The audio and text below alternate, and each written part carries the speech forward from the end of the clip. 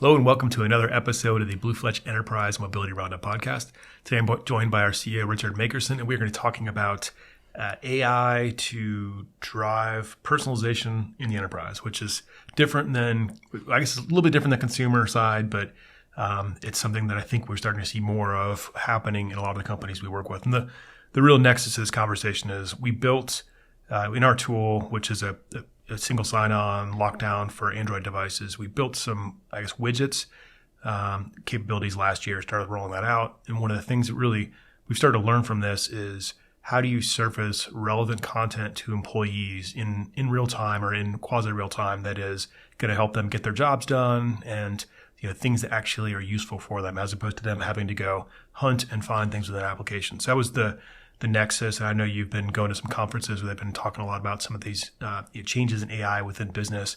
So we're going to take a little bit of that and cover 6 principles for evaluating personalizing your tools for enterprise apps. So that's something, I know it's a mouthful, but I guess for you sort of leading up to this discussion, what are the things you think about or that really you've seen recently that have made this interesting to us? Well, I think with ChatGPT, it's brought AI to the forefront of just the conversation that we're having, around the table, just in America and schools, just all over. Like AI has infiltrated that, and I think it's because of the unique aspect of these tools, because anybody can experience it, right? It's different than blockchain, where it was a bit esoteric. It was sort of around payments. You could wrap your head around it, but other than that, it was very hard. But with ChatGPT, you understand you could have it write you a poem or a song or a book report or some of the visual tools that had the Pope in a puffy jacket and a chain that looked real. But in the enterprise, I think 2 things for me stand out that should help contextualize like this conversation. One is that these AI tools and AI, at least for the foreseeable future, is not going to replace jobs. It's going to be, people using AI and people who have AI tools or a skill set replacing folks who don't have an AI background or AI tool set. And I think the other piece is going to be in the enterprise. How do I bring these AI tools in, same way I brought in the cloud, but separate the AI tools from my data? Meaning that I can have some of these tools in, but it's not necessarily going to feed this larger algorithm where either my trade secrets or my data gets out, but my users, my resources out in the field can leverage it and help them level up. I do like your blockchain example. I feel like every time I see a blockchain tool, I'm like, how is this useful? And then every time I see an AI tool, I'm like, what else can I use this for? Right. But yeah, I think the not replacing your job, it's actually making your job better or helping you get better at your job is a good way to phrase a lot of these tools. And I think the phrase you used was personalization. I think that is really a better way to think about it than AI for work. It's more of like personalized experience to improve your job or your employees' jobs. So we'll get into the 6 principles around thinking about personalization for your enterprise apps. And the first one we had is understanding how to collect and analyze user data. And you touched on this a little bit around the not stealing your data, but feeding these things. Like, what do you think about when you think about what do I need to set up as a company around collecting data and being able to get ready for this personalization? Yeah, I think it goes back to a topic we had in a recent podcast that we recorded, where we talked about like POC, and like even just a collection of data can be a proof of concept, and it could be just as something simple as what's the first app that this user or maybe this role or maybe these roles use on a daily basis, because maybe having that be the first icon that's available or having it available quickly, is a very easy place to start. I know naturally, folks want to get deep into like views or serving up data, but collecting it is important. So what does somebody see at a certain period of time? when I start my day, maybe when I come back to lunch. What's the data that somebody needs when they're interacting with a customer? What are the data points that we would need to understand that could affect the business? One of the biggest data points that we hear about all the time is around weather. Everybody wants to understand weather because it impacts the business. It may impact people showing up to work on time. Weather may impact whether we can operate the business at all for that day. So there's a lot of decisions that could just be made on that one point. So I think the collection of data and understanding the impact that could have to someone's efficiency is the first place to start and hugely important. Yeah, so I start with an individual and understand what is the data that's most relevant to them. So I loved your example of what is the app this guy opens first during his day? What is the app he's using the most? What is the task he's doing over and over again? Look at those individual people and then try to segment that way for personalization, which leads us, it's a good segue into our next topic, which is user segmentation. Maybe this one should have been the first, but I think it's pretty clear that every person in a company is different. They have different roles. The guy in receiving is different than the guy in the front end. The guy who's out doing deliveries is going to be different than the guy in accounting. Mm-hmm. When you think about the user segmentation, how fine-grained do you get there? What's the thing that companies need to look at as they think about personalization and using these tools to improve experiences? Yep. So there's probably maybe there's 3 levels to this. The first is, you called it out, role. So what's my role? And my role usually drives my task. And that's the second piece. Is there a correlation between role and task? And do you have users that float between different roles? So I know in the past we have configurations in our launcher where you can change your role throughout the day. And maybe that's a data point that you collect. And based on my role, is there a different need? Is there a different view? Are there different things I need to happen to make my job more efficient when using a mobile device?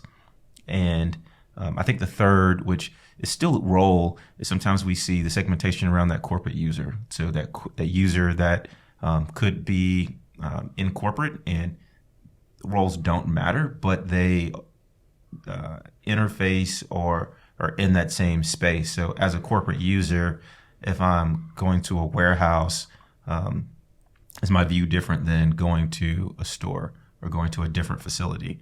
And so I think just understanding the roles, the impacts, and how they tie to task are the important pieces. I think also within that location, I know you sort of talked about the store versus warehouse versus delivery centers, but location is definitely something we use, drive a lot of context for what shows up for users. So, this store may have a different set of apps than this store, just or different versions. Or different versions. Or the other example would be this part of town is high on buy online, pick up in store, the click and collect scenarios, and this one out in the suburbs is people don't ever use that because they're going to go in and wander around. So I think location is another thing that helps drive that personalized experience. The next one, which might be a little more controversial, is offer customization options. So this is actually offering things. So you and your personal carry device have the ability to go customize your home screen. There's probably no 2 people that have the same home screen or same widgets on their Android or iOS device. But within the enterprise, when you think about offering those customization options, how does that manifest itself for these end users? Yeah, this is an interesting point that I feel our customers have not paid much attention to, and they would speak it away in terms that I guess now just kind of trigger me a bit, meaning that they would talk about an hourly worker as if they weren't competent enough to make these choices, which I wholeheartedly disagree with, just because I feel that if you look at the impact of mobile usage and even mobile usage by household income, for some people, their mobile device is the only computer they have in the house. And if you look at some of the things that they're able to put out on social media, whether they're funny memes or videos, takes skill to put those together. TikTok, a side hustle where they're selling stuff on Instagram. Yeah, I've seen a lot of these, and that's a great point. I think companies have thought of their employees as cogs, and if you start thinking of these people as this is a talented individual, how do I enable them? How do I let them customize their experience?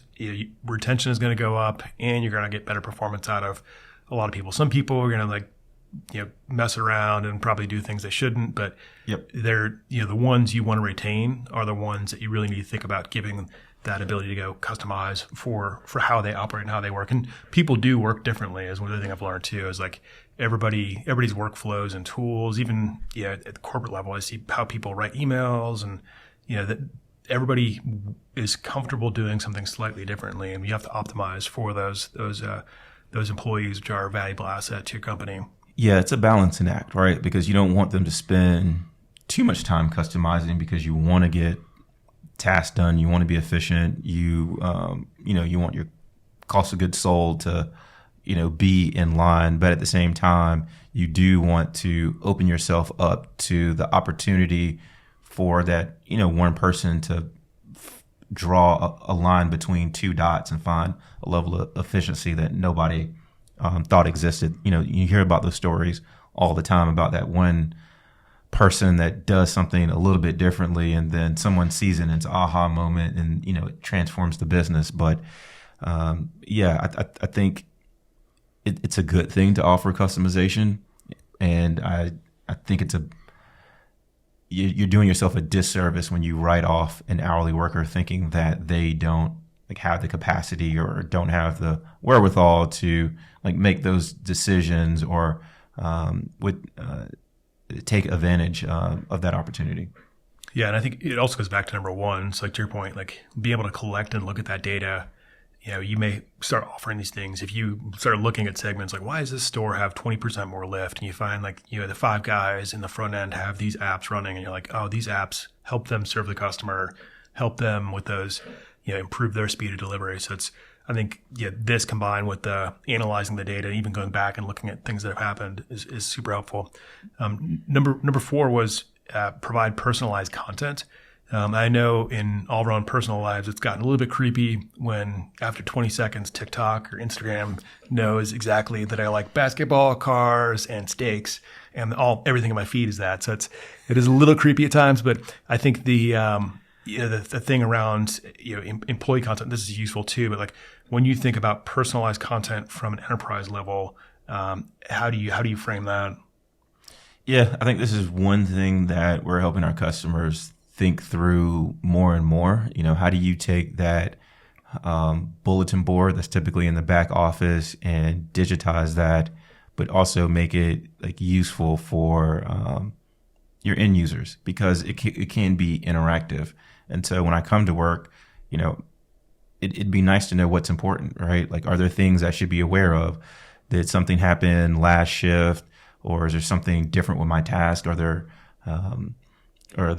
equipment not available? So those are all opportunities for someone to start their day or continue their day in an efficient manner. So I don't think you have to get as wild where people are doom scrolling during work, but I think the opportunity to personalize content and have information from different parts of a business get to the right person at the right moment in time, those opportunities are starting to become more prevalent. And I think those organizations that are able to do that, to your point, will start to see better engagement, higher retention, but also better productivity, just because people are able to, at a glance, understand what's important and how to proceed for the rest of the day.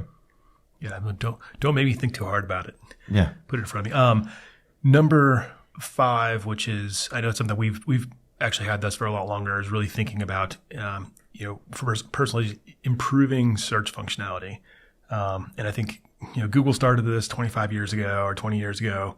Thinking about how do you actually make search easy or make search meaningful for people, as opposed to the Yahoo model of a directory.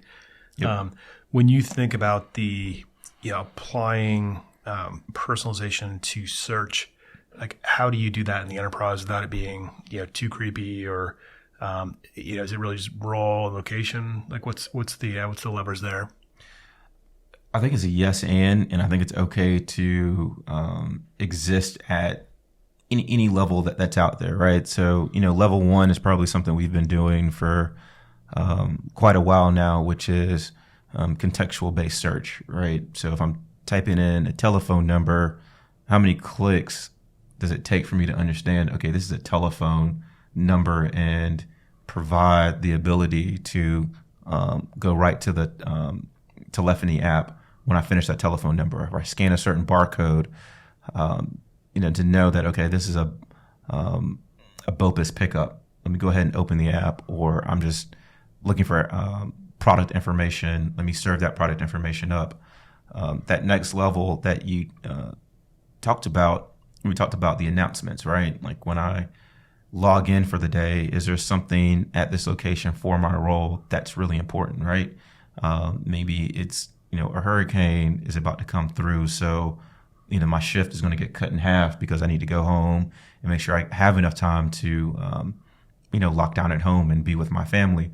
Or is it that, we're ahead in picks, last shift did, a great job. So we don't necessarily need to kill ourselves this shift. We can do a really good job, but, our benchmark or threshold for picks has gone down. And then I think you get to this third level that I know internally, myself with some other folks and, other organizations are thinking about this as well, where, do I, start to have a digital assistant that can understand my prompts and my context, and then pull the right information from within the organization up to me, whether it's, how many items of this do we have in stock? What's the closest store that has them? Can I create a help desk ticket with this tool or within this search functionality? Could it, within me searching for how do I solve for this, could it pull up FAQs? And so, there's multiple levels where you can exist. I think, picking one and starting there, and once you master that, potentially moving up depending on your organization and the types of tasks that your users are using, are the important things to think about. Yeah, I like that word you use, context. It makes me think of I feel like Siri has gotten better about this. I know on the Google Assistant's got better about this. But if it's lunchtime and I swipe down and type in CH, pull up the Chick-fil-A app, like it's not rocket science. If it's 8 a.m. and I type ST, open the Starbucks app. Right. So it just I think those things like the context of location, time of day, and then who I am and role, sort of you use that to drive that customization around search. And the last item, number 6, was using signals and real-time data. I know you talked about AI before, and you had some great examples around here, but how does this apply back to enterprise users for, I guess, what are when you think of signals, what are the key ones? I think I heard you say weather before. And I know you got probably some other examples there. Yeah. I think when you get too deep into this is like really bleeding edge. And I think any conversation that we're going to have today is going to be probably wildly different 24, 36 months from now. But there are signals that we use every day, like when we get dressed in the morning. Weather's a big one. Is it going to be hot? Is it going to be raining? When we're traveling, when your kids play sports, weather is huge. The other big signal is around emergencies now. That's coming up more and more in conversations, whether it's active shooters, whether it's irritated employee, whether it could be traffic signals is a big one, right? So if we're trying to get a truck out, maybe my time to do that has gone down, right? Maybe I shift people around to make sure that the truck gets out, because we know I-75 South, leaving Atlanta going down to Florida on a Friday afternoon is going to be nuts, going in that direction. So I think blending the signals in real-time data is, one of those things where you have to do it right, because, if you get a bad signal or if you get a false positive and you've shifted the business, it can have, a decent sized impact. And so when you do those things, you want to start off and make sure that you're doing it correctly. But, if you think about Amazon, and the signals they use and how early they're sending those signals out. I can imagine as soon as I put something in my cart that a picker, sees that item is on deck and may actually be picking it before I actually buy it to make sure it gets to me on or before that date that Amazon is putting in front of me that's enticing me to buy this product. So I think with signals, I would start with the big signals we probably use day to day and figure out how do we hone and refine what signals mean to the organization. Because for me, this is really bleeding edge because it has such a big impact to the business if you get it right and if you get it wrong. Yeah, I feel like this goes back to that number one of data. So in summary, the 6 principles to consider when looking at personalization. Number one was collect and analyze user data. And I think this also goes over other data too, so the signaling data. Number 2 was user segmentation, so understanding the roles, the locations, management versus non-management or corporate versus non-corporate. Number 3 was the offer customization options. Actually allow those users to go customize and build their experience to how they want to work. And we all work slightly differently. Number 4 was provide the personalized content. So whether it's content specific to your store, or content that's relevant to your role, really think about that. Understand what to drive to users from a content standpoint. Nobody, a lot of people don't. If you're in receiving, you don't care about updates to the POS system. I think it's a great example there.